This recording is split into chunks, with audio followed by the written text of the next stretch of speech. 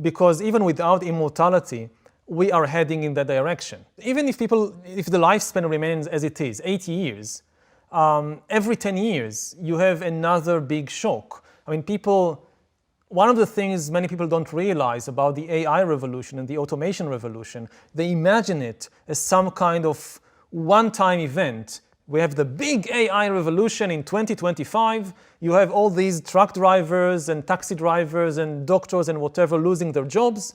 You have a few difficult years of adjustment. And then eventually you have the brave new world of AI with a new equilibrium. And this is an extremely unlikely scenario because we are nowhere near the maximum potential of AI. The speed in which it develops is only likely to accelerate. So what we are really going to face is a cascade of ever bigger revolutions in the job market and in many other areas of life, relationships, politics, and so forth. So you have a big disruption in 2025. You have an even bigger disruption in 2035, an even bigger one in 2045, and so forth.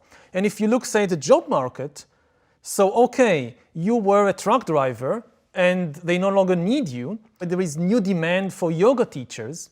So you somehow reinvent yourself at age 40. I'm no longer a truck driver, now I'm a yoga teacher. It's very difficult, you somehow do it. 10 years later, no need of yoga teachers, thank you very much. We now have these amazing applications connected with biometric sensors to your body. They know exactly what you're doing with every tiny muscle. As you do this posture or that posture, no human yoga teacher can compete with that. You're out of job. You have to reinvent yourself again as a designer of virtual world games. And you do it somehow. But 10 years later, you have to do it again because this too has now been automated. And even if you get support from the government and there is all these education for adult system, the really big question is, again, it's psychological. Do we as human beings have the mental stability and the emotional intelligence necessary to reinvent ourselves repeatedly? And, when you're 20, what you're doing is basically to reinvent yourself or to invent yourself for the first time. And it is very difficult. When you're 30, it's even more difficult, but you somehow do it.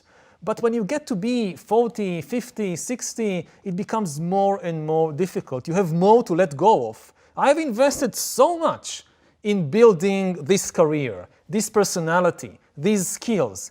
To give it all up and start again from anew, it's so difficult. So I don't know whether we can do it. Yeah, that is the question that I think we'll ultimately be forced to answer